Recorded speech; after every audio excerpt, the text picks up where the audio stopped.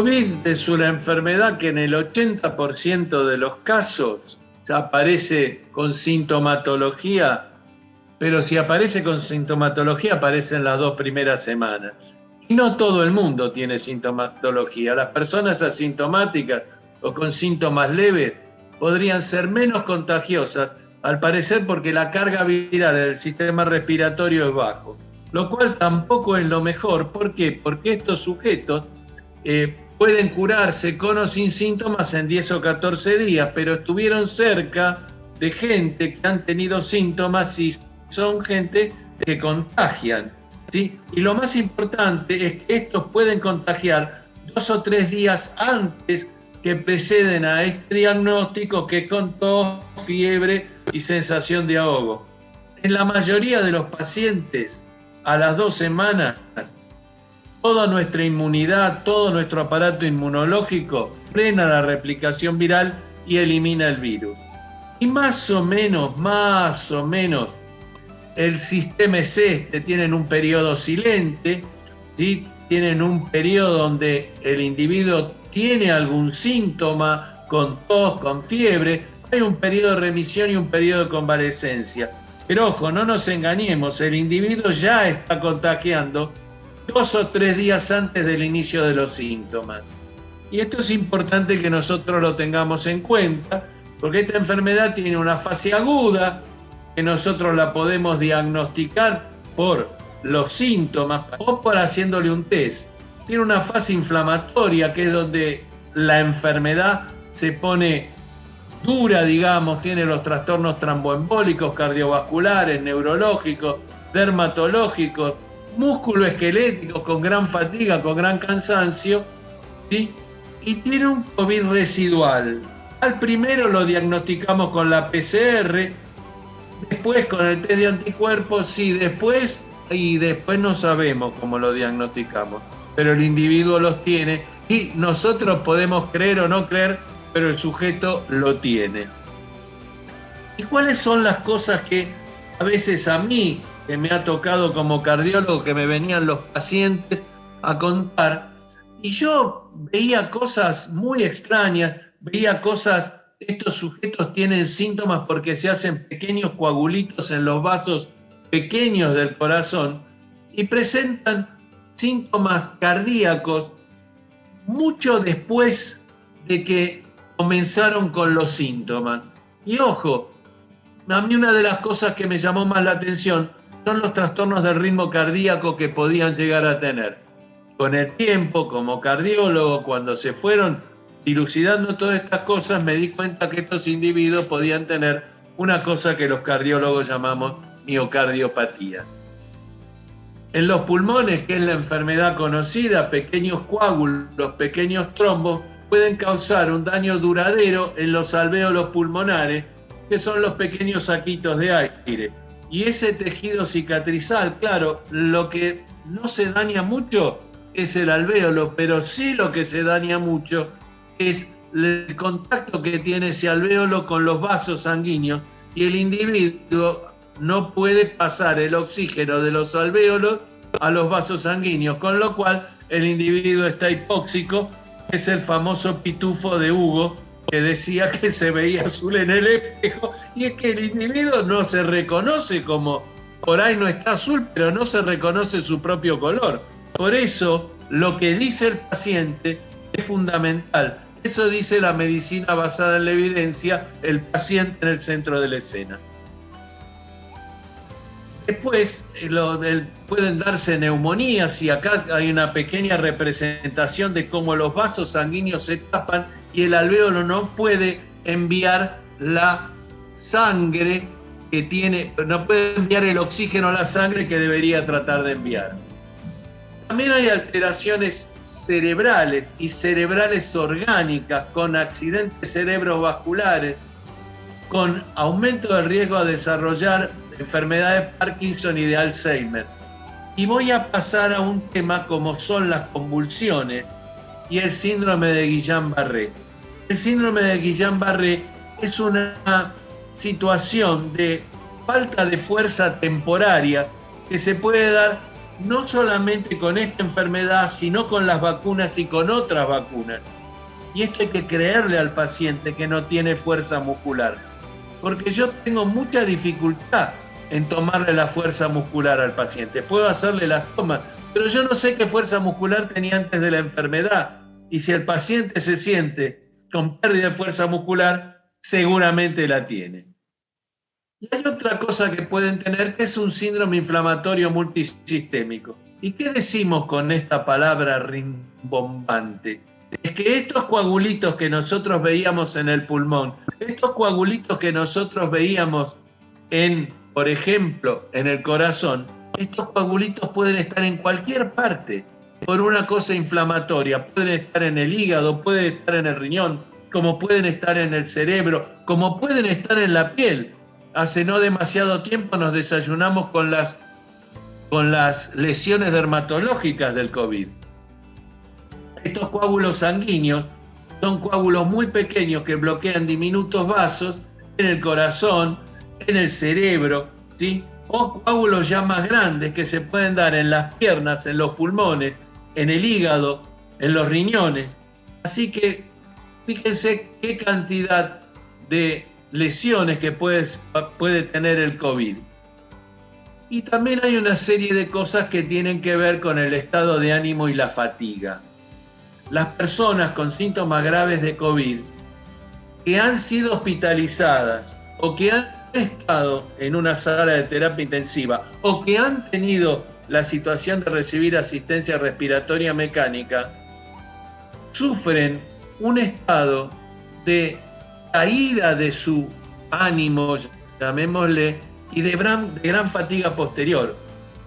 Simplemente el sobrevivir a una experiencia de este tipo hace que más tarde o más temprano el individuo tenga lo que podríamos llamar un estrés postraumático, por lo menos ansiedad y por lo menos depresión.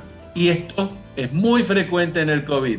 Lo que hacemos atención primaria de la salud y estamos atrás de un consultorio lo vemos todos los días.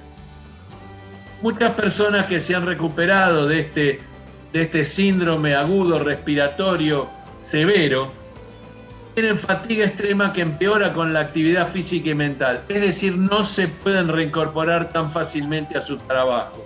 ¿Por qué? Porque no mejora con el descanso. ¿Qué controles deberíamos realizarle nosotros a los pacientes? Los pacientes que tuvieron COVID deben estar atentos a su estado de salud e intentar comunicarlo. No solamente uno tiene que, como médico, tiene que creer, sino que el paciente tiene que insistir en lo que tiene. Y existen manifestaciones extrapulmonares que nosotros también debemos estar atentos. Ya la hemos hablado todas, las neurológicas, las renales, las cardíacas, las hepáticas, las gastrointestinales, las trombóticas. Y siempre hay que privilegiar el interrogatorio y en base al interrogatorio hacer los estudios complementarios, y ese interrogatorio no implica solamente lo que sintieron en un primer momento, sino si tuvieron alguna complicación posterior. Estas investigaciones deben ser realizadas exhaustivamente para poder hacer una solicitud de estudios adecuada. ¿Por qué? Porque no tenemos un sistema de salud que permita testear todo en todos. Entonces, no solamente debemos creer, sino que nosotros debemos hacer. Hay 4 tipos de evolución de este síndrome que es el COVID. Primero, los que no tuvieron ningún tipo de síntomas, pero tuvieron COVID. Después, los que tuvieron manifestaciones iniciales típicas de la fase aguda, que tienen un carácter persistente, es decir, tuvieron COVID, pero les persisten los síntomas.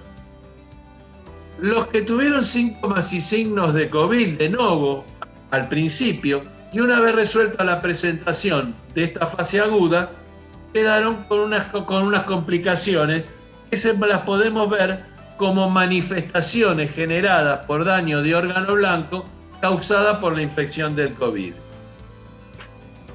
Estos, nosotros categorizamos el cuadro de los pacientes según su riesgo para hacer un seguimiento. Aquellos pacientes que tienen bajo riesgo, estos individuos tuvieron una infección asintomática o con escasos síntomas, no han requerido ingreso hospitalario y no presentan riesgos asociados. Fíjense que en el riesgo asociado acá hay un asterisco, ¿ven? Y esto no es que yo me lo copié todo, es porque ahora le voy a explicar los asteriscos. Un paciente con moderado riesgo, que son aquellos que no han requerido ingreso hospitalario, pero sí tienen condiciones de riesgo asociados, o aquellos que sí han requerido ingreso hospitalario, pero no tienen condiciones de riesgo asociado. Y los otros son los que tienen todo, que tienen ingreso hospitalario y sí tienen riesgo asociado. ¿Y quiénes eran, como decía Alfonsino Storni en su poesía Los Coros? ¿Quiénes eran?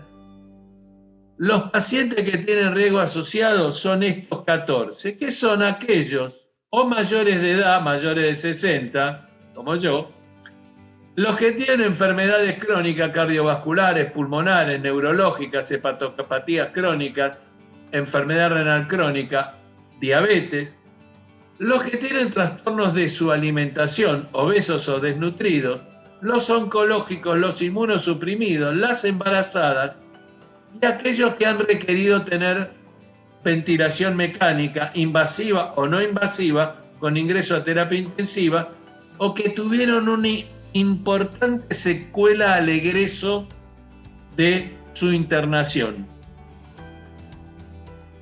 A los pacientes de bajo riesgo le hago un buen interrogatorio, un buen examen físico. Estos son el 80% de los infectados.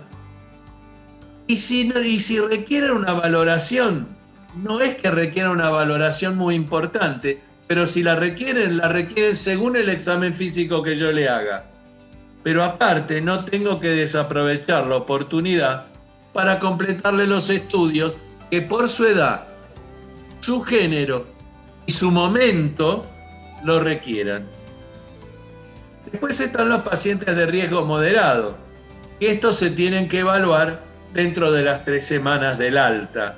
Y a estos sí, por lo menos se llevan un estudio de laboratorio de rutina, un electrocardiograma y una radiografía de tórax, ¿sí? Lo que no es necesario es hacerle estudios de coagulación, estudios de enzimas cardíacas muy importantes, pero sí le tengo que hacer esas 3 o 4 cosas que me van a depender también mucho del examen físico. Y se pedirá aquellos estudios adicionales que requiera el examen físico y el interrogatorio del paciente. Y los pacientes con un alto riesgo, ¿sí?, que tienen, a esos hay que hacer una valoración clínica dentro de la semana del alta, ¿sí?, dado que la precocidad con que hay que controlarlos es muy importante para evitar que tengan las readmisiones hospitalarias. Y aquí sí, acá van 2 lugares que son muy importantes, independientemente de los estudios clínicos y de laboratorio que yo les haga. Los estudios respiratorios, que son con imágenes torácicas y test de función pulmonar, y los aparatos y del aparato cardiovascular, que son los estudios estáticos con estudios funcionales. El alta de estos pacientes. Yo tendría que, como médico de terapia intensiva, lo que tendría que hacer es, cuando doy el alta, dar datos en esa epicrisis, en ese documento de alta, de si el individuo, cómo está su respiración, cómo está su movilidad, cómo está su deglución, cómo se puede incorporar a sus actividades de la vida diaria, cómo está su cognición y cómo está su salud mental. Esto es muy importante para el médico que lo recibe en consultorio. Y estas cartas de alta entregadas directamente al paciente proporcionan una posible manera de mejorar la transición de la internación, de la terapia intensiva, a una atención primaria que se la plantan al médico de cabecera, que bueno, el médico de cabecera lo recibe como peludo regalo, pero tendría que recibirlo con más datos. ¿Y cuáles son las dimensiones para un adecuado seguimiento? Ver la función motora, la deglución, el estado físico, la salud mental, la función cognitiva y la salud familiar y social. ¿A dónde lo incorporo ese sujeto? ¿Tiene familia que lo contenga? Una pregunta, ¿no? Bueno, y hay una parte que es el COVID posagudo de larga duración, que es un síndrome caracterizado por la persistencia de los síntomas y la aparición de complicaciones tardías de la infección, considerado como definición mayor a 4 semanas de haber tenido la infección. Y estas manifestaciones clínicas de ese COVID posagudo, en cualquiera de sus variantes, puede ser debida directa por el virus, a una respuesta inmunitaria de los pacientes o a largas instancias, tratamientos hospitalarios o alguna complicación que han tenido.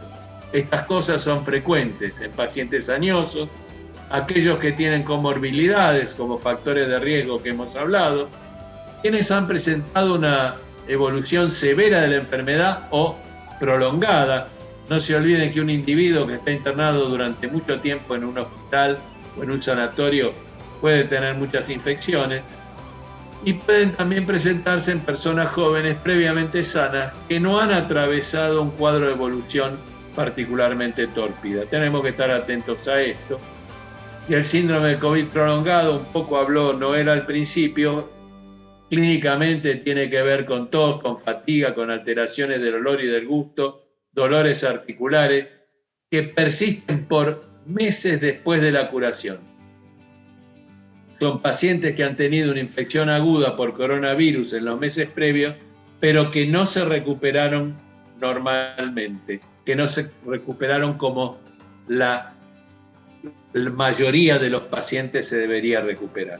Y como dijeron anteriormente, estamos aprendiendo con esta enfermedad porque tiene 1 año y medio. Los síntomas del COVID prolongado están aquí, que ya se han hablado mucho, ¿sí? Una de las cosas que es muy importante es la desorientación y la dificultad en la concentración, que son síntomas subjetivos que le tenemos que creer sí o sí. El cansancio, la depresión y los dolores musculares también. Bueno, y no hay que estar desatento a las palpitaciones. Estos pacientes suelen tener arritmias por prolongación del QT, que es una cosa que se ve en el electrocardiograma, que es un trastorno electrocardiográfico bastante importante.